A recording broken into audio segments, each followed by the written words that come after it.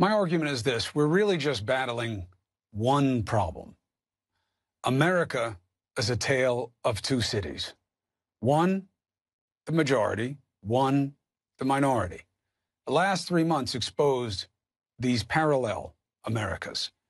Tonight, you see the flames in Minneapolis. For too many in the minority, they illuminate an act of rebellion and catharsis, a show of force when for too long there's only been helplessness, a fight-or-flight reaction, as you heard, that comes after flying in fear and insecurity they say they feel too often and in too many ways. Now, too many in the majority see lawless actions that offset any underlying act. I speak to the majority here, and I beg you to stop ignoring the pain and profound hurt that lies beneath what you see. Of course, these actions are against the law. Of course, they're not what we want to see. But we in the majority cannot allow ourselves to be corrupted by toxic talk about the correct way to express that pain. You can't simplify it to the point of a false equivalence that puts some insured buildings on equal footing with an apparently never-ending pattern of dead, black, young men at the hands of those who are supposed to protect them. Tonight, we see a wrong after a wrong. And yes, two wrongs don't make a right. But if we don't address why we keep ending up here, we'll never make things right. It isn't the rebels lighting fires. It isn't the media exposing the reality. The problem is the reality. Just look at the last 3 months. Forget about policing. Look at the toll of the pandemic. More people of color are getting sick and dying. Why? Less access to care. More minorities are losing their jobs at a faster rate. Yet they make up the higher percentage of those at work right now in jobs deemed essential. Imagine how that feels. Helping more and being helped less. They stand a greater chance, minorities, of getting stopped for wearing and not wearing masks. Those government small business loans, they didn't go evenly to the majority and minority. Most went to the majority. In one America, people rage for the freedom to get a haircut and a tattoo. The other is raging just to be seen and heard. One America says they won't wear a mask because when they jog, it's uncomfortable, not necessary. It's an affront to their liberty. One has renewed fear that going for a jog could get you killed. One America insists their need for football is so sacrosanct, there can be no kneeling protest on the sidelines. Sons of bitches.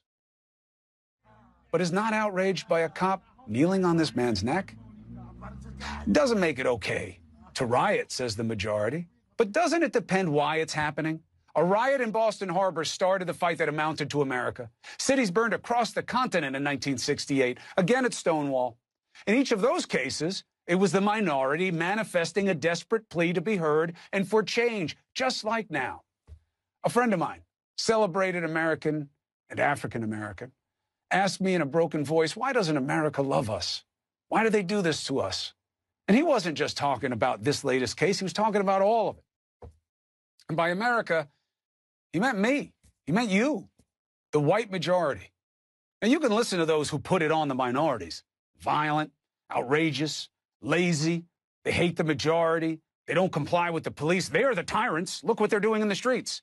You're judging symptoms and you're missing the illness, and you know it. It was Nelson Mandela who said, when a man is denied the right to live the life he believes in, he has no choice but to become an outlaw. And you know this is true. More poverty means more crime, means more interactions with police, means less avenues to dignity, to power, to change, for hope, for respect of the law, and for optimism that drives ambition to live the American dream. Please don't just see the death of George Floyd. See all of it. Yes, this one is on video. And yes, it's so obvious. So that you can say, well, this one I get. It's not just this one. It's that the officers in it seem to be saying, we know it's wrong. and we're going to do it anyway. That's why the minority screams. Not just this video. It's the prosecutions that don't happen, the cases that aren't on video that you don't see, and the prosecutions that do happen of the wrong people, the punishments that are too harsh for the crimes minorities commit. It's the laws that make it harder to vote and easier to be out of a job. So you can listen to those who say, put it on the minority, they're the tyrants. But it's still going to be your problem. You know why? Only the majority can fix it. The minority doesn't have the power. My father joined a generation of leaders from and for the minority, calling out this tale of two cities to you, the majority. And here I am, his son, almost 40 years later, and we have yet to answer the call. A house divided cannot stand. United we stand, divided we fall. E pluribus unum, one out of many. We are all in it together. How many times must we try to teach the same lesson? The pandemic will pass. The case will fade into the others, but our real problems remain. They'll only go away when we finally realize that minority and majority must come together, or America will never be her best.